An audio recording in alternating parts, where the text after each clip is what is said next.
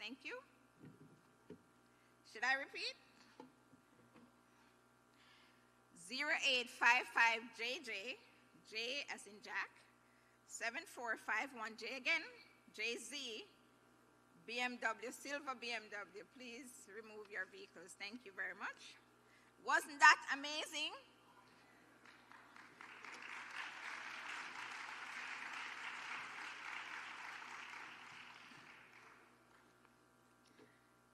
Ladies and gentlemen, my name is Gloria Henry, and while we await Dr. the Most Honorable Prime Minister, I have been given the permission to start the program.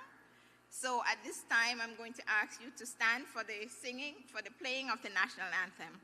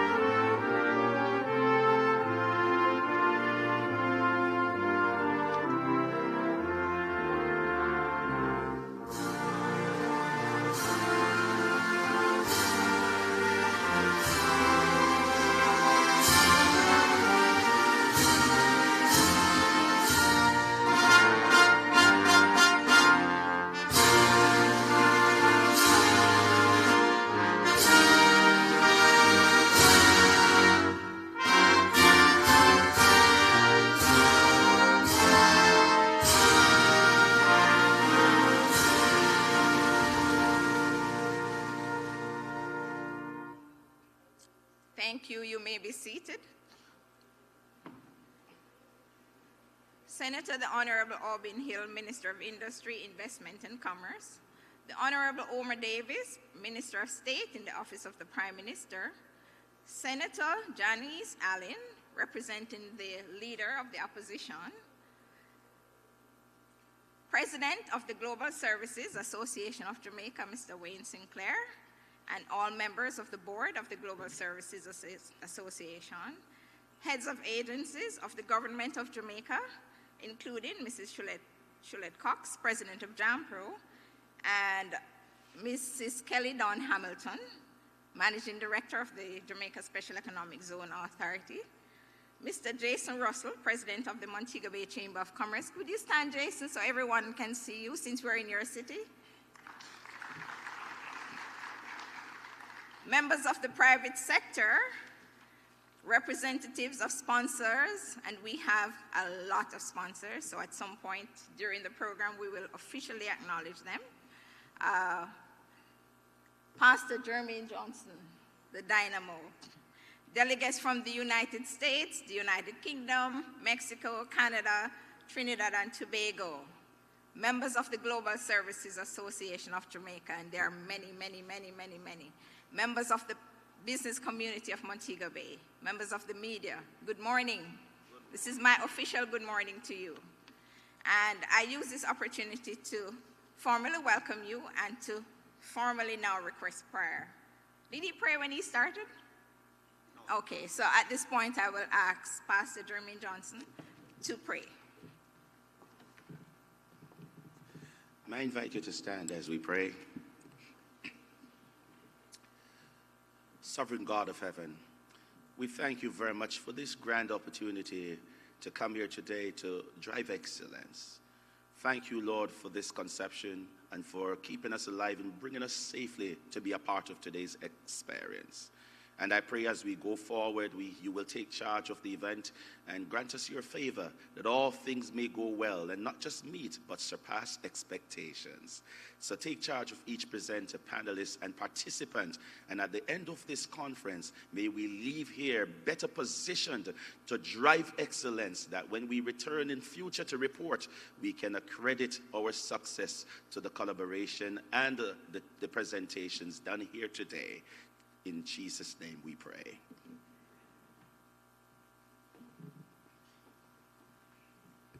Thank you very much, Pastor Johnson.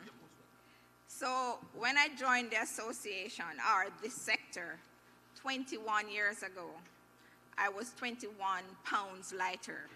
So I've gained a pound for each year, but don't applaud me for that, please, because I'm trying to get rid of it, actually. But ladies and gentlemen, I'm very pleased to be here today, because when I joined the sector, there were just about 4,000 employees in the sector. And we were only in Kingston and Montego Bay, mostly in Montego Bay, actually. Today, I am pleased to say that we're all across Jamaica. We were in a few thousand square feet. We're in 3 million square feet of space today. We have about 60,000 employees. And there are many champions in the room today who were involved in the early days, pushing for the growth, the dynamism, and the development of this sector. And some of them are in this room today, like Lynn Langford over there, who is a stalwart, and Yanni Epstein right here, and Angelita White, who is somewhere around here, and Conrad Robinson right there. We fought many battles in the early days, and we're happy today to be here for the 5th staging of Outsource2Jamaica. We are honored that the Prime Minister is going to be our keynote speaker today, and that underscores the level of support that we have from the government of Jamaica. We undoubtedly is the most dynamic, right, Yanni, of sectors in Jamaica. Senator the Honorable Aubin Hill is our portfolio minister, and he's constantly in conversation with us. And today he's going to talk to us about transitioning to a digital global services. We have the highest level of support, ladies and gentlemen, in our country. And I'm speaking to our delegates who are visiting us today. Peter Ryan, who is here, who has been part of this industry for many years. We can give you your Jamaican passport now, Peter, right? So I want to thank you, Peter, for supporting us and for bringing these persons here. I want to thank our many partners, and there are many of them, our primary partners, the Inter-American Development Bank, the Jamaica Special Economic Zone Authority, JAMPRO, the Port Authority of Jamaica, where I work, the Development Bank of Jamaica, and our technology partner, Digicel. And Digicel is doing a lot more than just supporting today. They are going to talk about cybersecurity later on, and they're also powering up our outside broadcast. But I don't want to keep talking, because somebody is going to talk more than me, and I now invite the person who should speak more than me but less time than me, the President of the Global Services Association of Jamaica, Mr. Wayne Sinclair.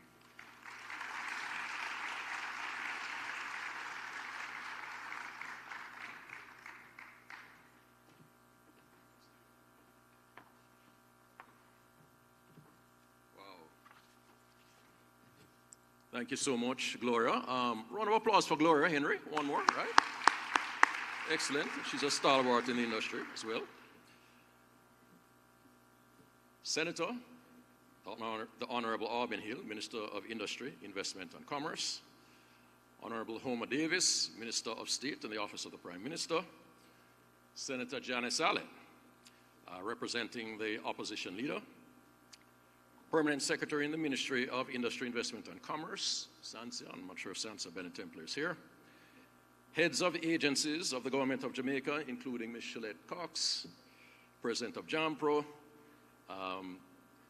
and of course, Kelly Dawn Hamilton, Managing Director of the Jamaica Special Economic Zone.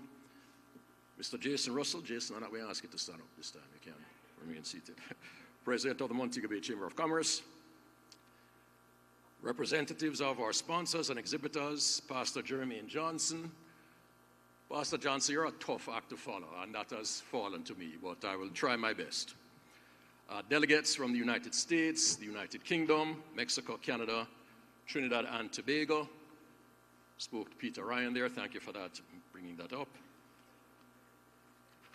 Members of the Board of Directors of the Global Services Association of Jamaica, members of the Montego Bay business community, members of the media, good morning.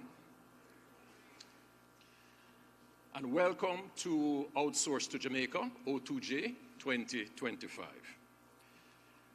The Global Services Association of Jamaica is honored and privileged to be hosting all of you at this event. This, of course, is our flagship biennial conference, and this is under the theme of driving excellence, talent, technology, transformation. Talent, technology, transformation. Just a little over a week ago, who would have known how topical and current that theme would be? Last week, Tuesday, we all thought we had an understanding of the basic principles of international trade dynamics. Then the world was turned on its head. Then just yesterday, it appears as though the world was put squarely back on its feet. Or was it? I think the safest answer to that question ultimately is who knows, given the environment that we're in. The global services sector, or what most of us know as the BPO, is also facing similar forces of disruption and uncertainty. We, however, do not have the luxury of just answering who knows. The industry is at a crucial stage in its development and evolution, and we must take bold and decisive steps to ensure its continued longevity and prosperity. A key excerpt from the Deloitte 2024 Global Outsourcing Survey, and this is something that Deloitte does on an annual basis, very, very key report that we should all read, found that the digital workforce consisting of AI-enabled workers and automation bots is emerging as a distinct talent model. Of surveyed executives, 83% are seeking service providers that leverage AI as part of their outsourced services and or can demonstrate seamless integration with legacy AI systems, or what they call AI outsourcing. And 20% are already developing strategies to manage these digital workers. And of course, competition from different geographies around the world is also steadily ramping up. The GSAJ has taken note of these disruptive and transformative developments in the industry. As a result, we recognize that it is imperative for the sector to provide services that move higher up the value chain while maintaining the quality of the more traditional services that forms the foundation of the excellent reputation that we hold in the global marketplace and that has built up over the many years that Gloria just spoke of that we've been in Jamaica. Specifically, through the responsive and innovative initiative from the Ministry of Industry, Investment and Commerce, thank you, Minister Hill, a working group comprised of the GSAJ, JAMPRO, Special Economic Zone. We meet on a weekly basis to advance the strategies that are required for the sector's continued growth and development. The working group has developed an action plan centered around three key areas, or three key pillars: marketing and promotion, workforce and skills development, and just deeper public-private sector engagement. Now, this action plan has some 35 different solution sets, all of which I won't get into now, because I think Gloria would probably have my head, but I'll just name a few. So from a marketing standpoint, we seek to redefine Jamaica's value proposition to be more in step with these global market trends. To this end, inbound events, such as the one we have here, and thanks again to the government for the sponsorship of this event as one of our key sponsors, and other sector linkages will continue throughout the year. We've also identified specific outbound missions like Call Center Week or Customer Contact Week, which is scheduled for June in Las Vegas. Now, this is one of the largest conventions in our sector with over 8,000 annual attendees and over 1,000 companies participating. Through the working group, tremendous efforts on the part of the working group, the GSAJ members can access a 20% discount on the cost of event passes. Now, if you're in this business, or if you seek to get into this business, this is the kind of event that you really need to be at in order to advance your cause. So, to the members of the GSAJ, this is a call to action. This is a tremendous opportunity for us to take advantage of. From the standpoint of workforce and skills development, the restart of the Global Services Skills Council will see companies in the sector working closely with the relevant public sector agencies to establish sector-specific skills development programs to address these emerging trends. This follows on a very successful program that was implemented earlier between 2019 and 2024. Okay. All right. So I'm just going to wrap this up. In conclusion, the global services sector, including Jamaica's contributions, is on a trajectory to make remarkable growth and transformation. So as we navigate this evolving landscape, it's crucial we embrace technological advancements, foster innovation, and focus on value creation to ensure sustained success and competitiveness. With an impressive lineup of international buyers, change makers, and thought leaders, we're confident that this conference will provide valuable insights and foster meaningful discussions that will shape the future of the global services sector. So ladies and gentlemen, once again, thank you all for being here, and please take advantage of and enjoy this Outsource to Jamaica 2025.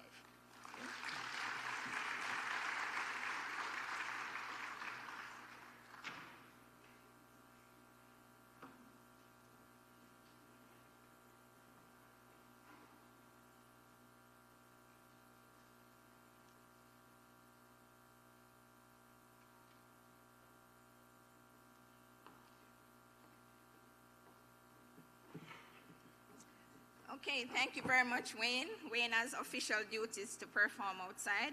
So since I am the unofficial timekeeper rather, I had to put some cuts to that. So thank you so much. But it gives me an opportunity while he's doing that to acknowledge the many persons that have made this happen for us today. As I said, this is the 5th staging of Outsource to Jamaica.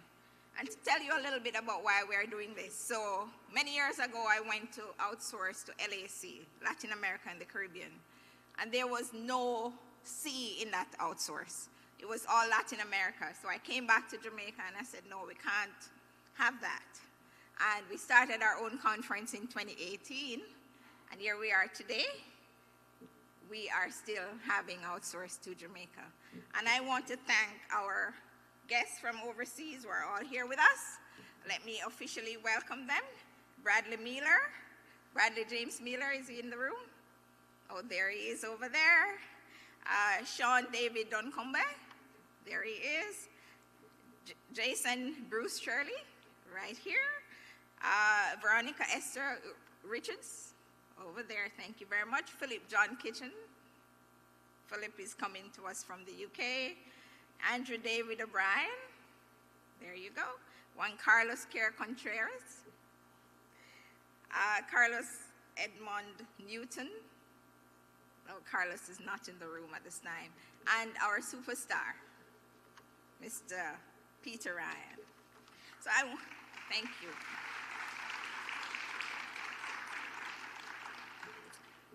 Ladies and gentlemen, please stand for the arrival of the Most Honorable, Dr. the Most Honorable Andrew Holness, Prime Minister of Jamaica.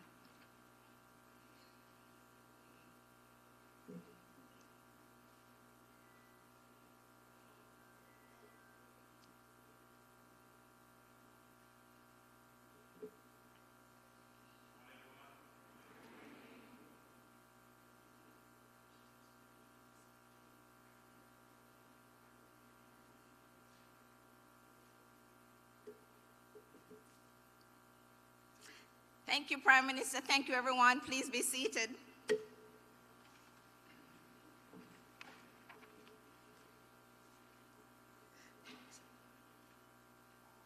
Thank you. So, as I was saying earlier, before the Prime Minister came, and I have to repeat it for you all, especially for the people on this side. So we have the strongest and the highest level of support from our government of Jamaica. We opened our mouth and said we needed skills development, and at the drop of a hat, government responded, gave us the Global Services Skills Council and the Global Services Skills Project, and that was our rescuer during COVID. The drop of a hat again, we were in COVID, and we needed to respond, and we needed to keep the sector going, and the government responded and gave us and allowed us to be nominated as essential services. But not only that, we were also incorporated into the disaster risk management framework, which is a policy that the government uses as a response mechanism during disasters. So thank you very much, Prime Minister. I always give this joke, about how deep this support is, because I was one of those who was working behind the scenes with Yanni and many others during COVID. And one night I was completely exhausted and my phone rang and I answered it and I said, "This is Gloria Henry. I don't want to hear from nobody else for the rest of the night." And the person on the line said, "Gloria Henry, this is Andrew Holness." And I was like, "Oh my God," I jumped up out my seat.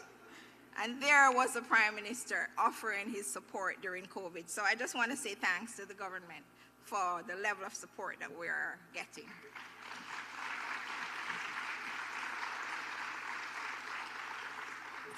Quickly, before the minister comes, I just want to thank all our sponsors: Appliance Traders Limited, Avalon Limited, Barnett Limited, BCMG Insurance, C4 Global, Caribbean Solar, Development Bank of Jamaica, Digicel, our technology partner, Hartrust NSTA, the Gleaner Company, the Inter-American Development Bank, ITEL International, International Trade Center, that's the UK International Trade Center, JAMPRO, of course, Jamaica Public Service, Montego Bay Free Zone, where I'm from, Montego Bay Convention Center, National Credit Adjusters, Life Call Ambulance, Optimum Altis, the Port Authority of Jamaica, where I'm also from, Power 106, Ryan Strategic Advisory, Teleperformance, Univacation, Sandals, Sea Gardens Resort, Sutherland Global Services, and Ultimate Transportation, who is ultimate indeed, transporting and moving all our buyers.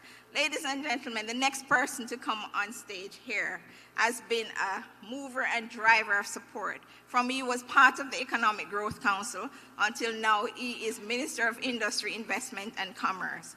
He is going to tell us today how we're transitioning to a digital global services. And at this time, I am pleased to invite Senator the Honorable Auburn Hill, Minister of Industry, Investment and Commerce, to speak with you. Minister?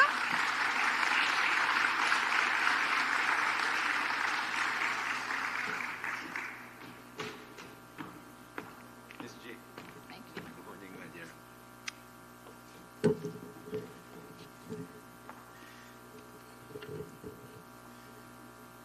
Dr. the Most Honorable Andrew Holness. Dr. Holness, of course, is Prime Minister of Jamaica. He just arrived. But we have to say thanks to Gloria. Gloria has been doing this so well. Gloria is the mother. Really, if there's a mother, it's Gloria who is the mother of the Global Services Association, the Global Services business in Jamaica. She researched it, looked for it, and it's good that she's here guiding it today. Pastor Jermaine Johnson, clearly, solidly rooted in the Judeo-Christian belief as a Christian. His locus is very clear. His ethos is clearly driven by excellence, and his pathos is unmissable, if you'll allow me to carve that word. So it was a very good thing to have Pastor Johnson starting us off this morning. We're happy to see Minister Homer Davis, who is a minister in the Office of the Prime Minister, Senator Janice Allen, representing the Leader of the Opposition, Mr. Wayne Sinclair, President of the Global Services Association of Jamaica, and other board members of the GSAJ, heads of agencies. I see Shalette Cox, who is the head of JAMPRO, and always involved. She was here yesterday with another big part of our development and growth which had to do with agriculture. Interestingly enough, you'll hear more about that, I'm sure, in due course. And Kelly Dawn Hamilton, who is the CEO of the Jamaica Special Economic Zone Authority, under which the GSAJ businesses fall. Leaders, representatives, and members of the Jamaican private sector, local and international investors, representatives from other countries, Gloria named them out, sponsors and exhibitors without which we couldn't be here, and we're glad that you're successful and do pay taxes, which we have not raised in 10 years, and media practitioners, very distinguished ladies and gentlemen. Let me share some facts with you. I'm going to get through this fast. The Prime Minister is here. We're not going to keep him long. The global logistics industry was worth $8.4 trillion in 2021. In 2027, it is expected to exceed 13.7 trillion American dollars. Jamaica ranks among the top 5 exporters to the U.S. East Coast. You need to know that. We operate with a robust ICT infrastructure built to scale, built for speed, and always being improved. We are home to the 7th largest natural harbor on the planet.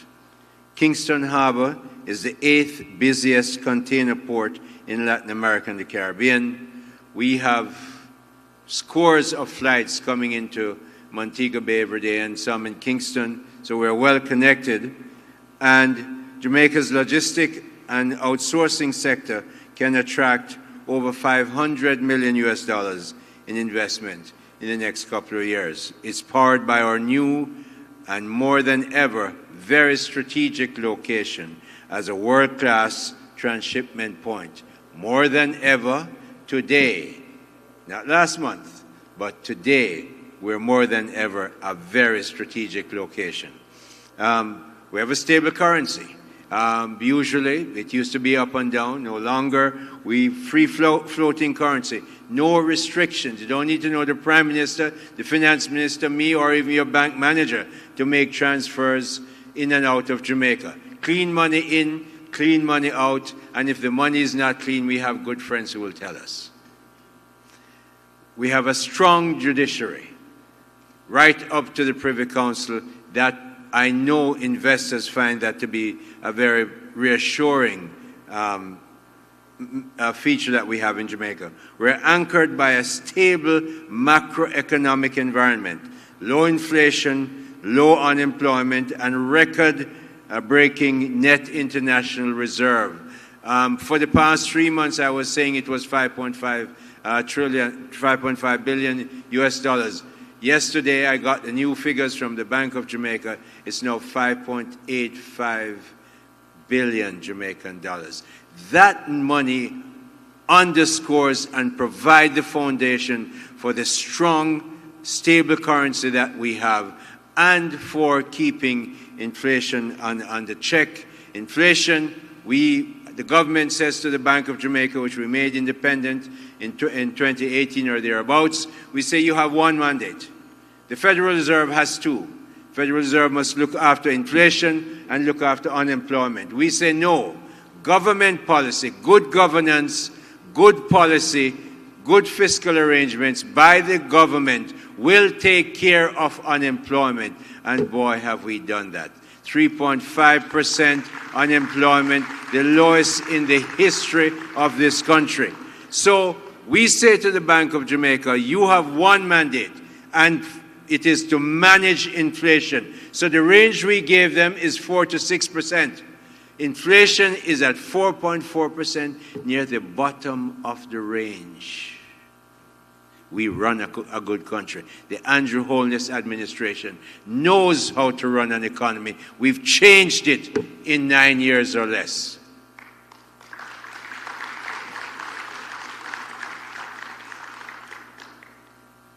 We offer skilled English-speaking workforce with competitive labor rates. Jamaica is a very attractive investment destination, my friends. Let me tell you that. And we can stand up with anybody else around. In fact, I challenge you to find a non-oil producing emerging market country that has gone through the pandemic and through exogenous shocks like hurricanes and storms and have been able to produce 10 consecutive budgets without raising any new taxes. Go look for it. You will have to look for hard. But not only that, not only did we not raise taxes in those 10 budgets, we cut taxes 2 or 3 times. And at the same time, reduce our debt to GDP from a basket case situation to a poster child situation, from 147% to 68.7% in that 9-year period of time. Let me tell you something. Jamaica is the place you must be to invest and carry on your business. Now, look at what has happened to us. We don't make those rules, but boy, the whole world is different, and look at where we are. We used to talk about, yes, we're close to the biggest market in the world, but isn't that important these days? Even more important than you could ever think, because those who are in the same tariff brackets like we are might be producing in Asia or Africa. Look at the competitive advantage we have from the transportation costs that we will bear because we're so proximal to the United States, that biggest market. So, outsource to Jamaica. I'm pleased to be here as the Minister of Industry, Investment and Commerce to welcome you to Outsource to Jamaica 2025 conference under the theme Driving Excellence. And I'm saying to you how wonderful it is to see you all here, coming from where all the places you've come from. The Andrew Holness administration is building a comprehensive service-driven economy, and you're a big part of that service-driven economy. I am so pleased. I was working then in the Ministry of Economic Growth and Job Creation, the Prime Minister's office, when the pandemic came, and I was on the phone to California and all over the place trying to make sure that our work-from-home system would work, and it worked. It worked so well that the economic curve that we developed in the pandemic is a very, very sharp V curve, sharply down 10% in 2020. And in a year, 18 months later, it was up by 10.8%. That V curve is what we call the resilience of the Jamaican people, led by a government who understands and supports business. Give Prime Minister Holness a round of applause. Digital transformation, digital services, upskilling Jamaican with digital skills, financial services, logistics, and ICT will be the driving forces of Jamaica's much richer and better future. Be in that future with us. The combination of constantly upskilling Jamaicans and tying that upskilling with the newest technology, with AI as the new driver, is an economic formula that the Andrew Holness administration intends to employ. Let me tell you this. Famous economist, Mariana Mazzucato, makes it clear that the traditional, and I don't agree with a lot of what Mazzucato teaches, but this one works for me. She makes it clear that when you tie technology and upskilling people together, you have a synthesis that changes an economy. Our job is to do exactly that. And you are at the forefront. You're the spearhead of that part of our economy. Jamaica has already begun its ascent with 91 global companies operating in our global digital services sector and operating from 112 strategic sites. We made the law for the Jamaica Special Economic Zone Authority so that we're not going to say you must operate from here We say, no, no, no, come to Jamaica, our wonderful country. You decide where you want to operate from. Show us your business plan, make sure you're properly registered, and we, through the Jamaica Special Economic Zone Authority, will authorize you to operate your business from where you're from. You can't want much better than that. And you know what? We have some good things for you. We want you to come in as a master developer. The government, we have 700 odd acres of land, right by one of the 7 best ports in the world by Kingston, to develop. The government is going to take the first 60 acres, de-risk it. We're going to put in everything that we need there, build the customs house for you, and invite other investors to come in and do the same. If you come in as a master developer, this is what we're going to give you. And it's not, you have to know the Prime Minister or the Finance Minister or me. You don't have to know any of us. It's on the website of the Jamaica Special Economic Zone Authority. This is what you'll get. A 50-year lease, renewable at the lessee's option. In that, if you're a master developer, any rent you earn from developing that site and renting it to a logistics operator can be tax-free for up to 50 years based on negotiations. Any money that you make other than from the rent, because after the 4th, 5th year, you're going to make money, you're going to reinvest it, that income will be taxed at half the corporate rate in Jamaica. The corporate rate is 25%. You will be taxed at 12.5%, but there's more. Depending on how many Jamaicans you employ and train and so on, that rate could drop from 12.5% to 7.75%. So no taxes on your rent, 7.75% on your other investment. Where else do you want to go but Jamaica? And we have wonderful sunshine most of the year. So, yeah, man, please. So, our SEZ is here for you. We want to make sure you understand that the government of Andrew Holness is one that is inviting to investors. We want to make sure when you come to Jamaica, you have a place you can feel comfortable with your team and your family. We have wonderful hotels you can go and enjoy.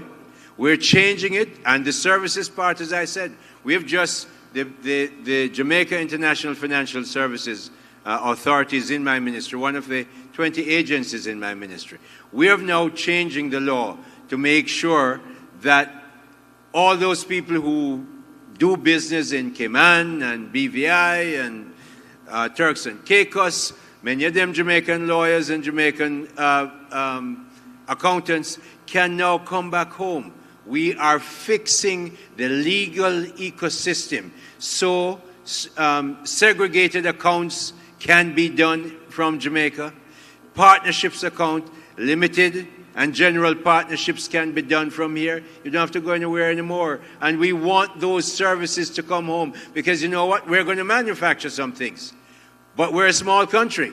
We're going to make sure that we grow and we want to become a rich country. We're never going to compete with China, United States, Mexico, or Colombia as a manufacturing country, but we can do the services well. We have done tourism extremely well. Our GSAJ has shown all the Caribbean what Jamaica can do. We're now going to upskill and upstep those services to high financial services to make this country a rich country, because we realize we cannot become the rich country we want to become, selling to only 3 million Jamaicans with a per capita GDP of 7,000. We're going to raise that, we're going to make it good, and make sure you want to come here and stay in Jamaica. So I invite all of you, entrepreneurs here, business owners, industry leaders here today to join this noble national effort to cement our political independence with robust and sustained economic independence. Our friends will continue to help us, yes, but the Canadians, British, Americans, Chinese, or friends from Trinidad can't do it for us. It is us Jamaicans who must secure our political independence with that robust economic independence that will come from the business that you are doing here, and as we expand that service business. Ladies and gentlemen, securing that economic independence is my idea of a sustained and strong Jamaica. Welcome to Jamaica. Have a great time.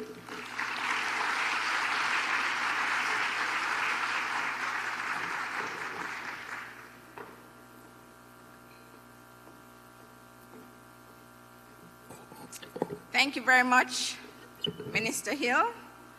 I don't have to adjust the mic, so that means I'm growing. Thank you so much, Minister Hill. So I want to also acknowledge the Jamaica Special Economic Zone Authority, who is also a sponsor, one of our primary sponsors, and Caribbean Producers, who is also one of our sponsors. And just some quick housekeeping. So we have a best booth competition, and we also have several prizes today, several, and I mean several. So collect a booth validation form, pick up your points from going to all the booths, and I mean every single one of them. The form must be signed by an official person at the booth. Drop it in the box, and you will be allowed to win a prize. Also, please sign up for your B2B sessions over at the registration desk right next to Digicel booth. So thank you very much, ladies and gentlemen. Our next person to address you, Dr. the Most Honorable Andrew Holness, Prime Minister of Jamaica. Prime Minister needs no formal introduction. Everyone knows him. So at this point, I ask you to stand to officially welcome the Prime Minister to the podium.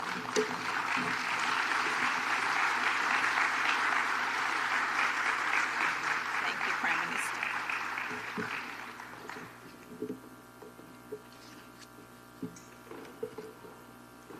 Thank you to our host, Gloria, Chairman of Outsource2Jamaica 2025. And yes, I did call her late one night, and she was a little bit groggy, probably frustrated.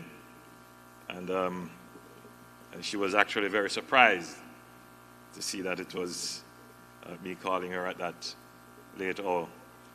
And by the response of the audience, I don't need to reiterate, but Gloria has been a champion for the industry.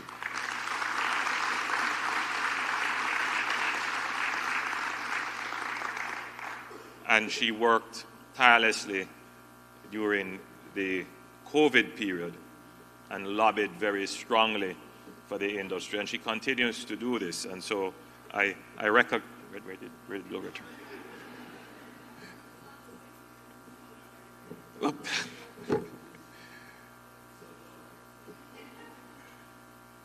Please allow me to acknowledge your work.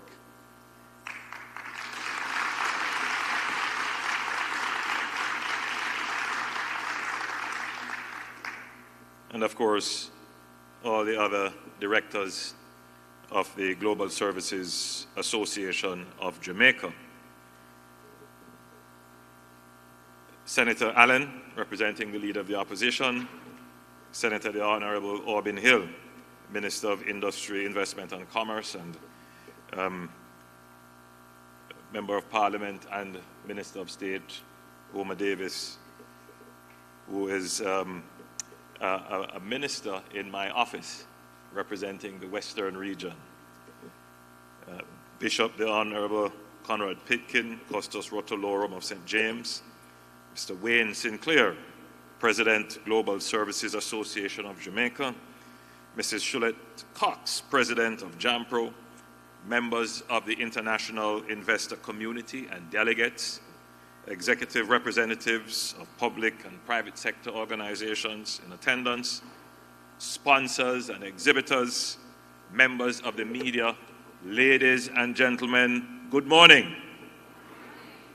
It is my honor to join you today at the 2025 Outsource2Jamaica conference.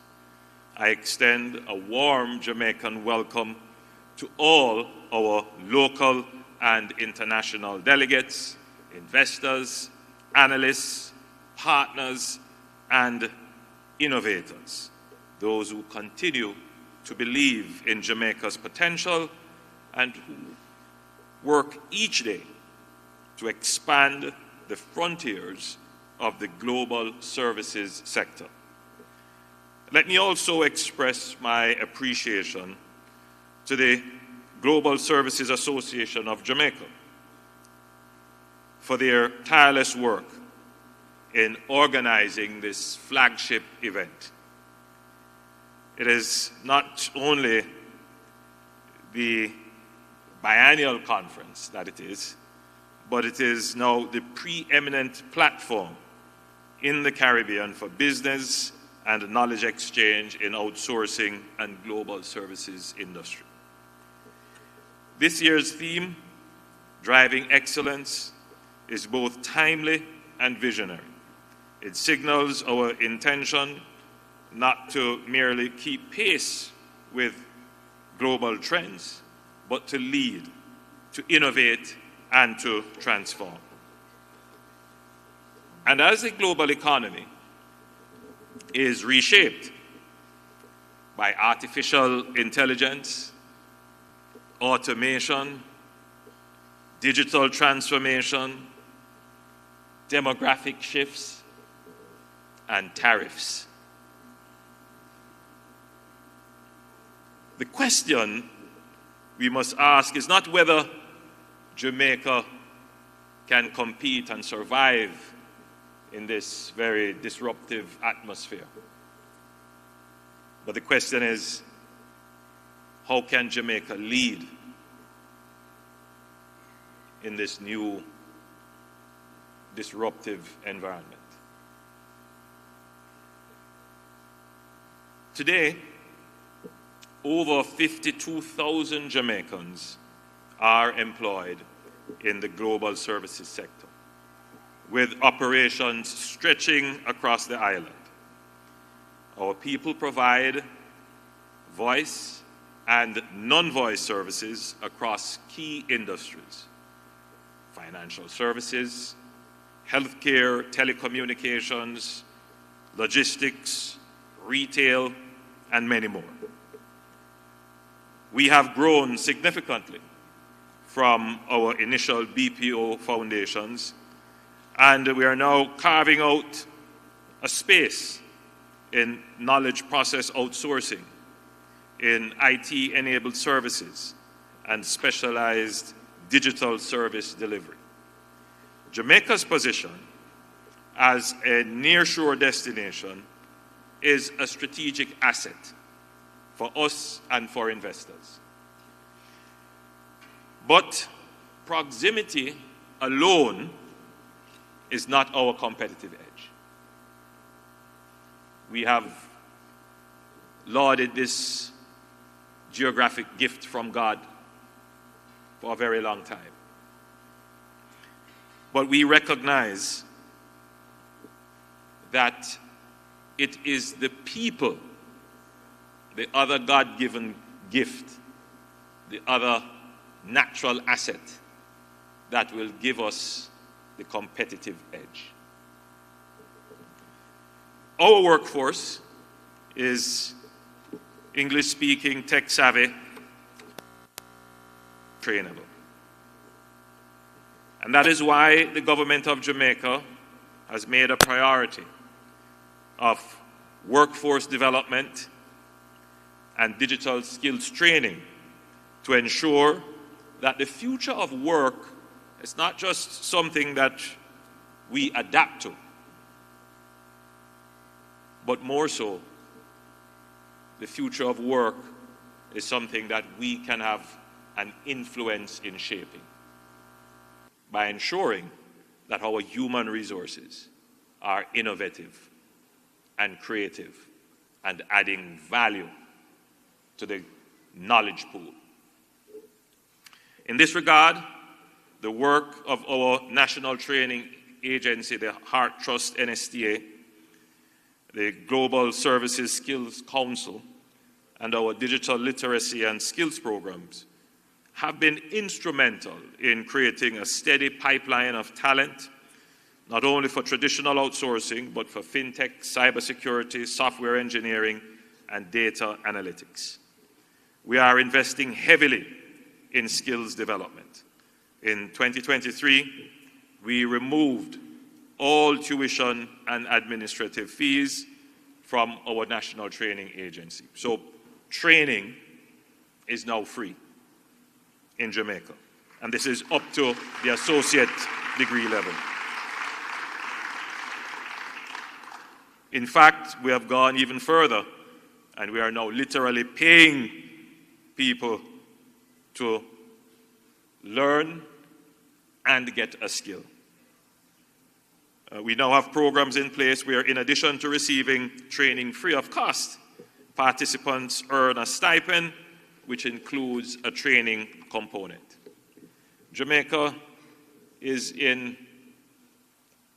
the best position that we have ever been as a nation as it relates to employment.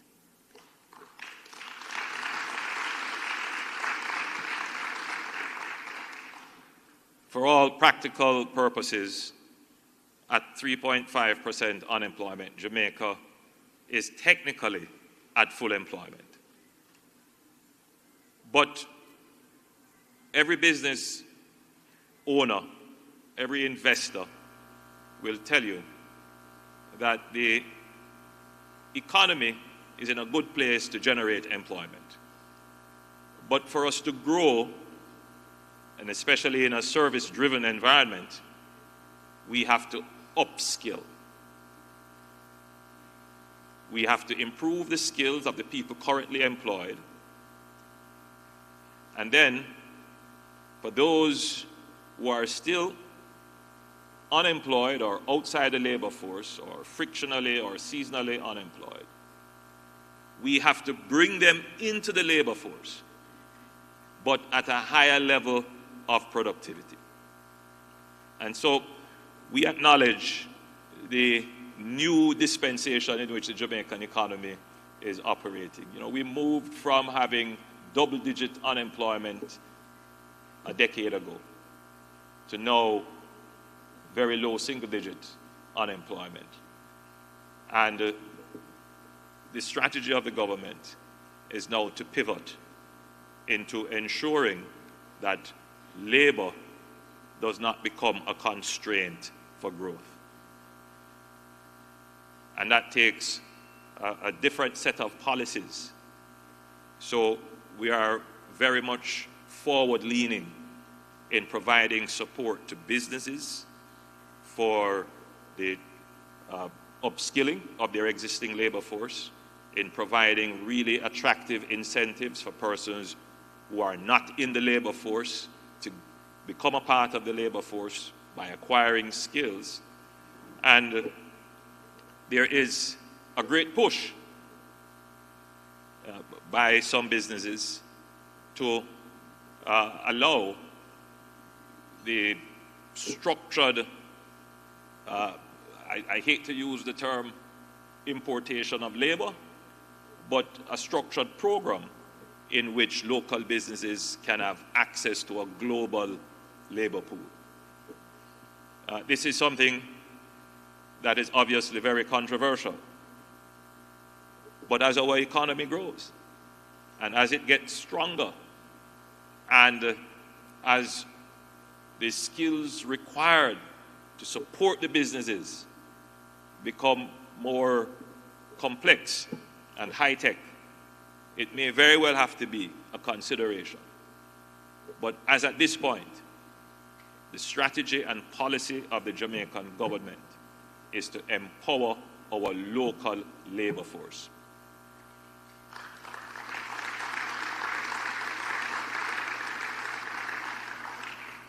At this point, it is to improve the productivity of the local Jamaican worker.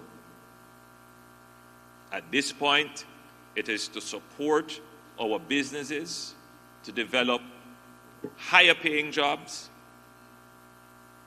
jobs that are focused on higher level services, and therefore to remove any underemployment that may exist in our economy. Eventually, like all developed countries, when your economy is strong and you require labor and skills that may not be available locally, then you participate in the global labor pool. But as of now, we still have a lot of work to do with our local labor.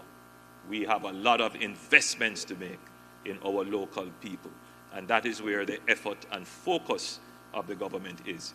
We have said, however, that as the global arrangements change and we have a significant diaspora overseas, there are as many Jamaicans living overseas as living here, that if they want to come back home, if they choose to make Jamaica the place for their economic pursuits, then we encourage them, we embrace them, and we want them to come back with the skills that they have developed elsewhere. So I want to be clear to the entire Jamaica about our strategy. Jamaica is in a good place as it relates to employment. The economy is doing well. It is creating employment for our people. But the level of employment would not be sufficient to generate the level of growth that we would want.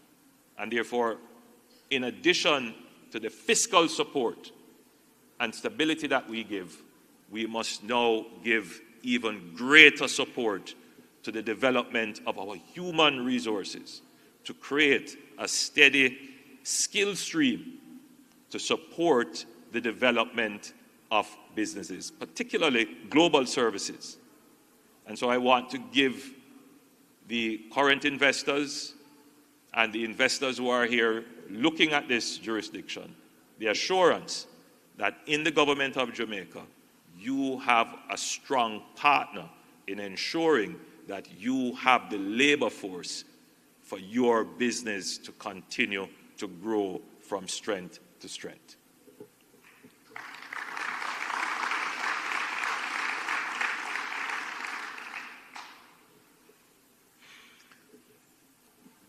Friends, we are now squarely in the fourth industrial revolution. This is an era defined by the convergence of physical, digital, and biological systems. It is a world of artificial intelligence, quantum computing, robotics, and the Internet of Things, and a cloud-based ecosystem. It is an era of great threats, but it is also an era of unbounded opportunities. In Jamaica, our choice is clear. We will embrace the opportunities that is presented through digital transformation. Digital transformation is not only central to improving productivity and the ease of doing business, it is in itself the fastest growing industry globally. For Jamaica, it represents more than an economic opportunity. It is the foundation of a modern, inclusive society and a key pillar for our growth agenda. Our vision is to build a digital society, one where individuals and businesses can thrive in a tech-driven economy, where innovation is democratized and where government services are seamless, efficient, and accessible to all. To that end, we are building out the three core enablers of a digital society: institution, infrastructure, and identity. To drive this transition, we have established a new Information and Communications Technology Authority, which will take effect at the start of the new fiscal year. This body will absorb and build on the work of eGov Jamaica Limited and will provide the unified digital backbone required to support the entire public sector. So we will have an ICT authority which will ensure that government agencies are equipped with the modern ICT services, tools, and support systems needed to deliver high-quality digital services to citizens. It represents the institutional modernization we need to support a truly digital economy. We also appointed a national AI task force to advise on the national strategy to enable Jamaica to benefit from the vast opportunities as well as to mitigate the risks presented by artificial intelligence. And no, artificial intelligence did not write my speech. We are here in the process of ensuring that artificial intelligence is integrated and properly used in ethical ways to improve our productivity and efficiency of our labor force and our businesses. Now, just as roads and highways enable movement in the physical economy, digital highways are essential to the flow of information in the digital economy. And that is why we are aggressively expanding our national broadband network and our GovNet infrastructure to ensure high-speed, reliable connectivity across the island. To date, we have connected 702 schools, 145 ministries, departments, and agencies, and 43 other government offices.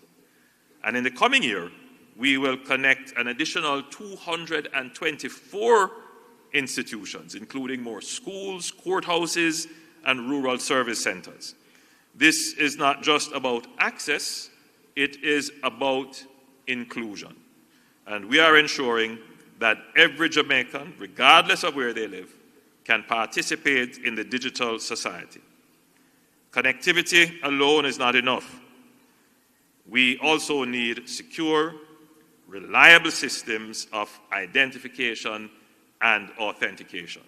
And that is why I'm proud to share that after more than 50 years of debate and delay, Jamaica has its first electronic national identification system, and last year we started issuing our first national electronic identification cards. And this is a landmark achievement. With this new digital ID, citizens will soon be able to verify their identity online, eliminating the need for cumbersome paperwork, long waits, and repetitive in-person visits. This opens the door to a wide range of e-government services, digital payments, secure transactions, and faster access to public support and entities. Jamaica's digital transformation is not happening in abstract. It is unfolding before our eyes, and at its heart is a simple, powerful idea that technology, when used well, can unlock opportunity, create prosperity, and secure the dignity of every citizen. We are building not just a smart economy, but a smart country. One where infrastructure, institutions, and innovation work in harmony. One where the digital economy fuels job creation, supports entrepreneurs, and strengthens our ability to compete globally in sectors like the BPO, KPO, logistics, healthcare, and education. We are not preparing for the future. We are delivering it right now. And within this digital revolution, our global services sector is positioned to become one of Jamaica's most dynamic growth industries. We are no longer asking whether Jamaica can do the job. We are demonstrating how we do it better, faster, and with the quality that the global market demands.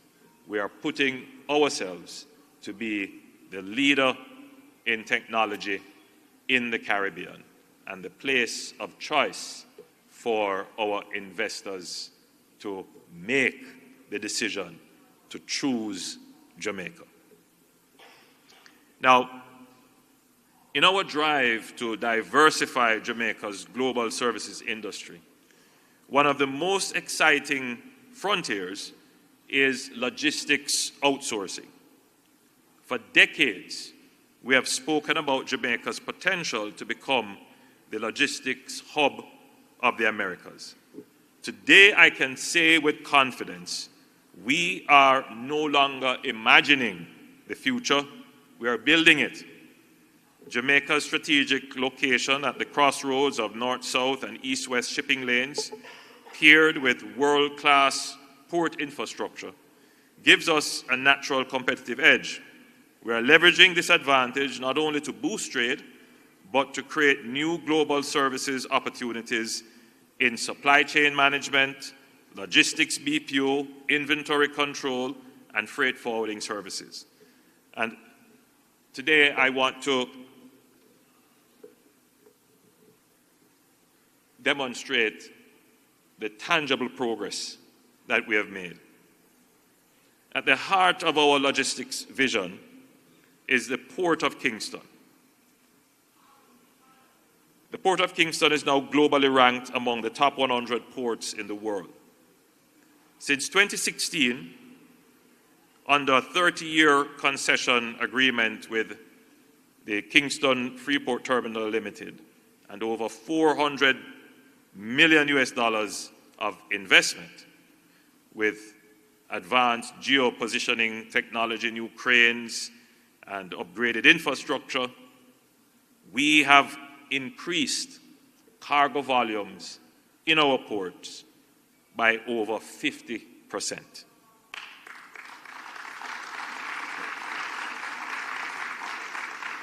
We have increased employment by over 53%.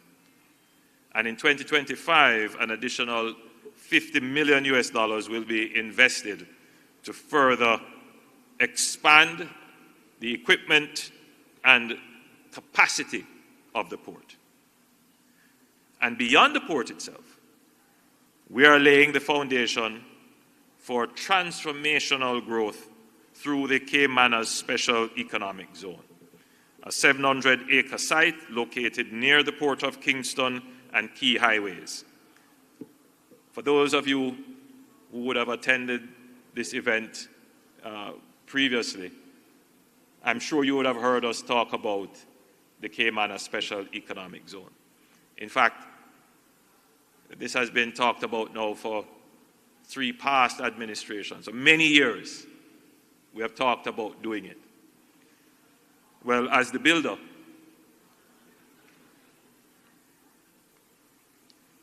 we're going to do it.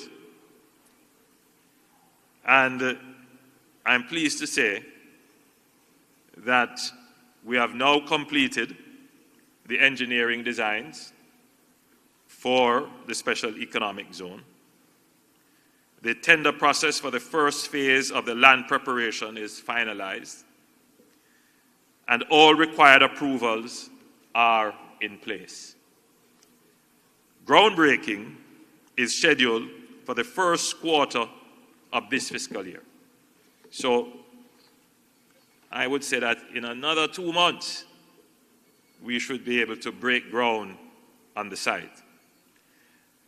The site is being prepared to mitigate against climate change risks such as flooding, and will be equipped with modern infrastructure, utilities, direct, and I want to emphasize this, we're not just going to be building a special economic zone.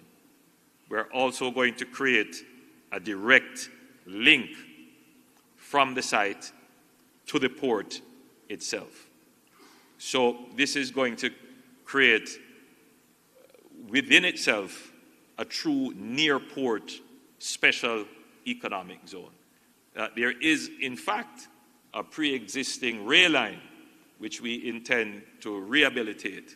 And so whatever activities, light manufacturing, assembly, whatever is done within this special economic zone will have direct access to the port of Kingston. So it will be probably the most sought after near port service facility in the region when it is complete. Now, this port expansion is a stepping stone towards logistic-led infrastructure and industrial development in the region. It is about positioning Jamaica as a regional hub for warehousing, distribution, e-commerce fulfillment, contract manufacturing, and supply chains analytics. And in this new world of, I want to describe it hopefully as free and fair trade, it is my hope that after the tariff wars have settled down, we can then have a world of both free and fair trade.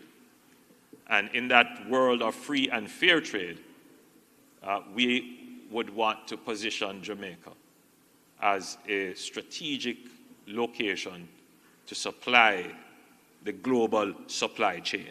And that's where we are positioning ourselves.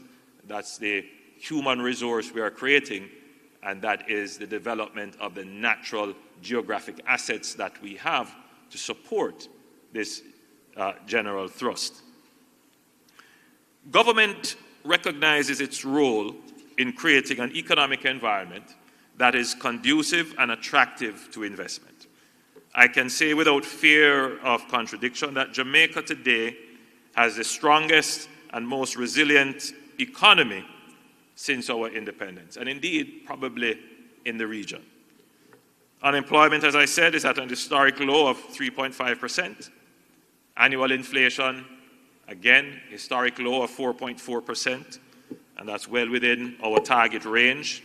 Our debt is 68.7% of GDP, still high, not exactly where we want it, but in another 2 financial years, or maybe even less, we will attain our target of 60%, and this is by March 2028. And in fact, my own view is that we will probably, our debt to GDP will go below 60% very quickly thereafter. Our sovereign credit rating is BB minus. This is only 3 notches away from being investment grade. You can imagine when we go below 60%, what our investment ratings will look like. Our net international reserves are at a record high of $5.8 billion. And Jamaica is the only country in the Caribbean with no foreign exchange controls. Yes, and our foreign exchange rate is freely floating and fairly stable. Yes.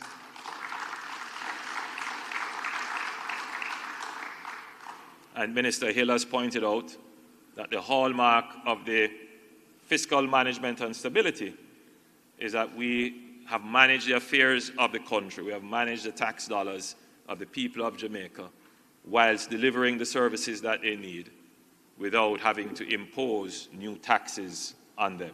And we have done this now for 10 consecutive budgets.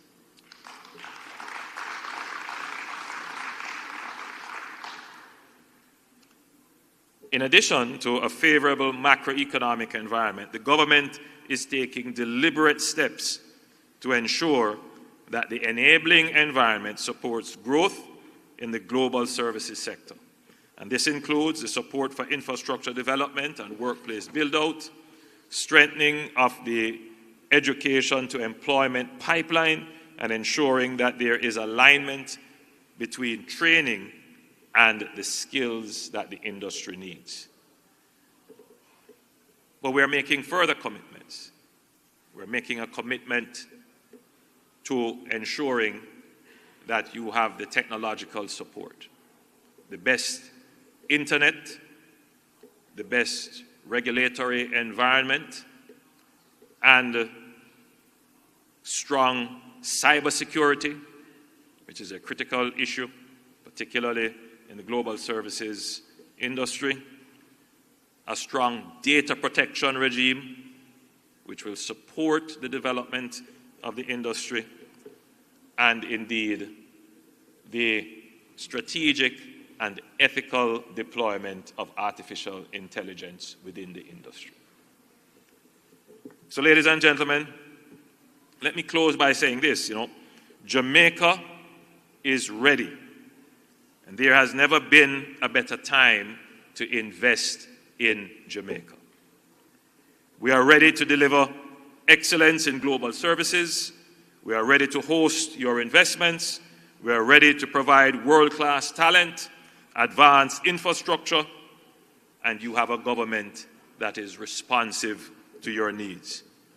But even more important, we are ready to lead, not just as a large player, but we want to lead as the most nimble player, the most dynamic, and the most committed to redefining what success looks like in the global services economy.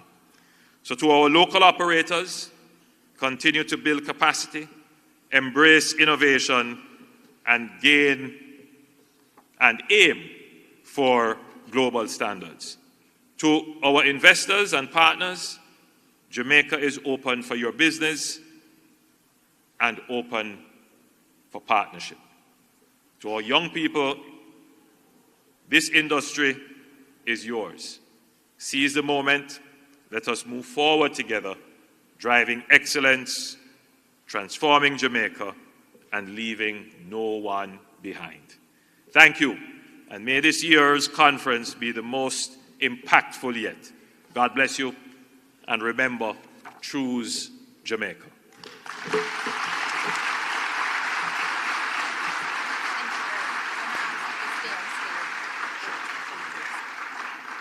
Thank you very much, Prime Minister.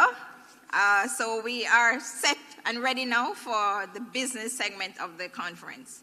But before we do that, I'm going to invite Sophia Clough from National Credit Adjusters to present a token of our appreciation to Dr. the Most Honorable Andrew Holness, our Prime Minister and keynote speaker.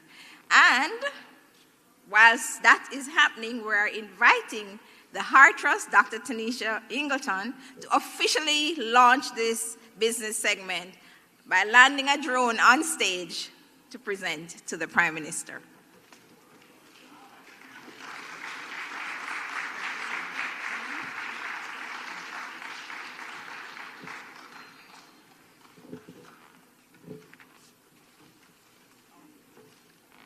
All right, I'm being told that the drone is going to be landing elsewhere.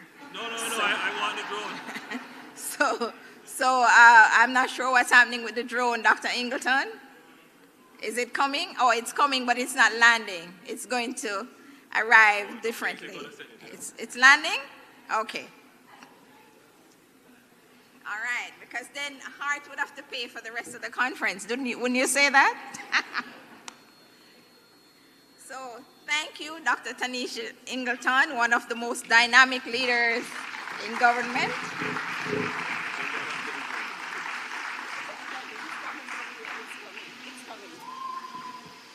Should I stay out of its way? Yes, please.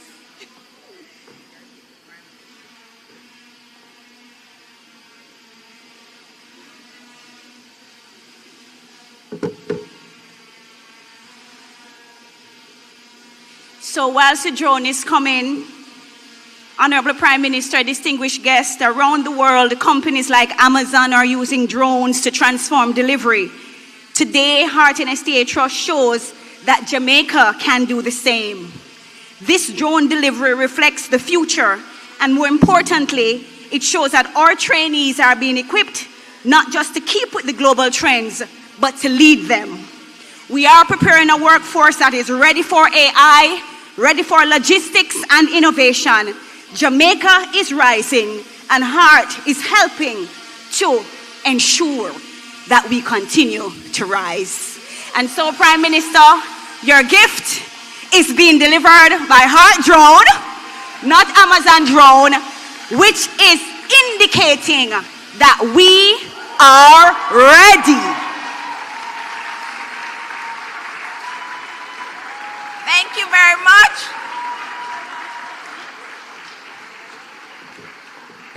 We want Prime Minister to open it, so I'm just going to help him quickly.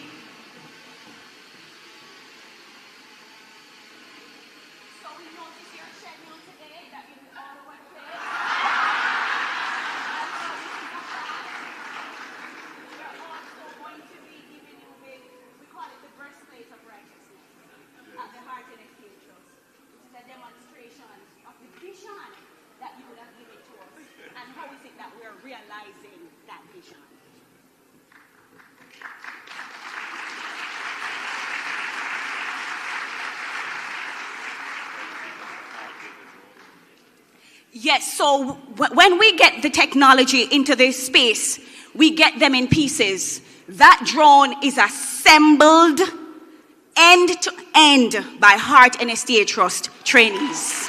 Thank you.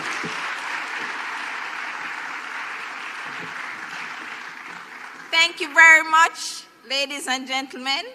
We are now upon a break. I want to thank Manpower Maintenance Services and National Credit Adjusters, HEART and STA Trust for this part of the business. And at this time, there is a break. But before we take the break, remember, best booth competition later on, booth validation to win a total of 30.